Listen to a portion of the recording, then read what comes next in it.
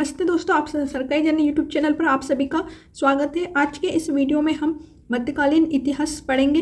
अरब आक्रमण के बारे में पढ़ेंगे। मध्यकालीन इतिहास कहाँ से स्टार्ट होता है और इसको हम फैक्ट वाइज पढ़ेंगे सिर्फ। तो सरकारी जर्नी चैनल को आप सब्सक्राइब जरूर करें और यहाँ वीडियो ज़रूर देखें। आपके विभिन्न एग्जाम में आपके लिए इतिहास जो आपको पूछा जाता है तो आप इस वीडियो को देख सकते हैं। तो पहले हम मध्यकालीन भारत में अरब आक्रमण से शुरुआत करेंगे। अरब आक्रमण, तो अरब जो आक्रमण हुआ था, हम सिर्फ फैक्ट पढ़ेंगे। पूरी कहानी के लिए आप एनसीईआरटी पढ़ सकते हैं। मोहम्मद बिन कासिम के समय हमारा अरब आक्रमण शुरू होता है। मोहम्मद बिन कासिम। तो हम फैक्ट के हिसाब से पढ़ रहे हैं। तो हमारा पहला फैक्ट हो जाएगा, कभी आपसे पूछेंगे भारत में लिख के पढ़ने से ये फ़ायदा होता है कि वो चीज़ें दिमाग में बैठ जाती है। पीपीटी के द्वारा ये याद नहीं रहता है। सर्वप्रथम आक्रमण आपसे पूछे, भारत में सर्वप्रथम आक्रमण वो भी किसने? अरबों द्वारा किसने किया था? तो ये किया था मोहम्मद बिन कासिम ने। किसने किया था? मोहम्मद बिन कासिम के नेतृत्व में हुआ था। ये मोहम्मद बिन कासिम के नेतृत्व में पहला अरब आक्रमण हुआ था। अगला हम जैसे फैक्ट देख लेते हैं। अब मोहम्मद बिन कासिम कौन था?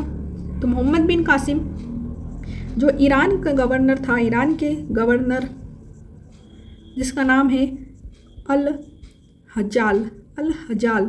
हजाल का सेनापति व दामाद था। ईरान के गवर्नर अल हजाल का सेनापति और दामाद कौन था? मोहम्मद बिन कासिम था। अब मोहम्मद बिन कासिम क्या करता है? 712 AD में ईस्वी में अल हज्जाज ने कासिम को भारत पर आक्रमण हेतु भेजा। तो ये मोहम्मद बिन जो कासिम है भारत पर आक्रमण कब करता है? 712 ईस्वी में। ठीक है। और फिर एक युद्ध होता है जिसका नाम याद रखना है आपको, IMP राबौर का युद्ध आप याद रखेंगे। पूछा जाए कब हुआ था तो 20 जून को बताना है, 20 जून 712 को। यहाँ मोहम्मद बिन कासिम व सिंध के राजा दाहिर के बीच हुआ था। तो राबौर का युद्ध किन के बीच में हुआ था? मोहम्मद बिन कासिम और राजा दाहिर एक कौन था? सिंध का राजा था। राजा दाहिर कहाँ का शासक था? सिंध, जो कि पाकिस्तान में आता है। तो इसमें पराजित कौन होता है? दाहिर इसमें पराजित हो जाता है। दाहिर इसमें क्या होता है? पराजित हो जाता है और कासिम ने इस पर अधिकार कर लिया, सिंध पर। फिर उसके बाद कासिम क्या करता है? 713 में मुल्तान को कासिम ने जीत लिया। अब सिंध को तो जीत चुका है, अब वो कहाँ पे जाएगा? हिस्ट्री को कहानी के रूप में पढ़िए, जैसे मूवी चलती है ऐसे मूवी के तौर पे पढ़िए, याद होगा। 713 में मुल्तान को वो जीत लेता है कासिम। मुल्तान ये भी पाकिस्तान में आता है आपको। सिंध के बाद मुल्तान जाता है। मुल्तान जीतकर बहुत सारा धन प्राप्त करता है और मुल्तान का नाम वो क्या रख देता है? क्योंकि उसे बहुत सारा धन प्राप्त होता है इसलिए उसका नाम वो रख देता है स्वर्णनगर। तो स्वर्णनगर नाम मुल्तान का किसने रखा था? अरब आक्रामक किसने रखा था? मोहम्मद बिन कासिम ने। भारत पर अरबों के आक्रमण की जानकारी चचनामा नामक ग्रंथ से प्राप्त होती है। ये सब बातें हमें किससे प्राप्त हो रही है? एक ग्रंथ है चचनामा से हमें इसकी जानकारी मिलती है। और ये किस भाषा में लिखा गया है? चचनामा अरबी भाषा में लिखा गया है। किस भाषा में लिखा गया है?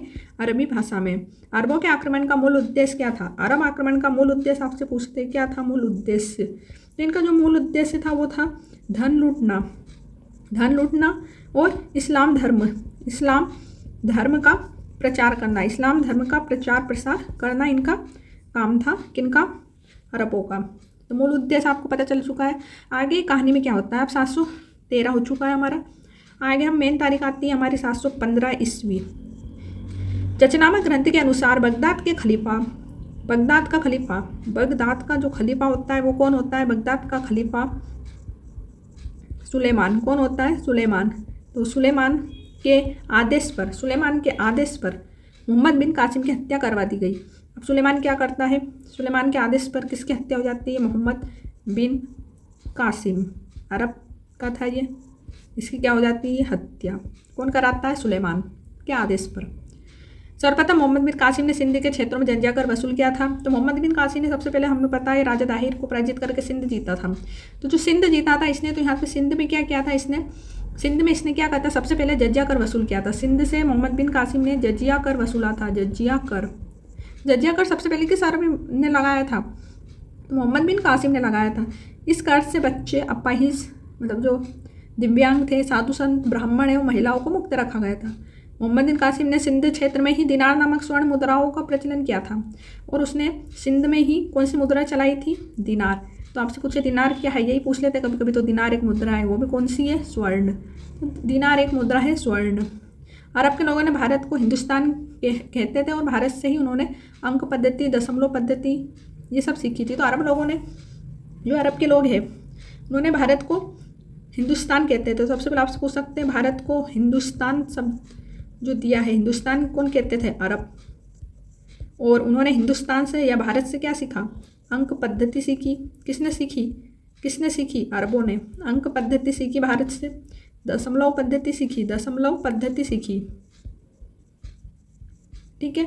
और अतः इस पद्धति को फिर वो क्या करते हैं, ये सीखकर वहाँ हिंदजा नाम दिया। इस पद्धति को वहाँ हिंदजा नाम देते थे वो। यूनानियों ने अरबों के द्वारा ही, फिर इनसे अरबों से कौन सीख लेता है? ये सब यूनानी सीखते हैं। कौन सीखते हैं? यूनानी। अरबों से ये बात जाती है यूनानियों के पास, तो वो भी अंक पद्धति, दशमलव पद्धति सीख लेते हैं।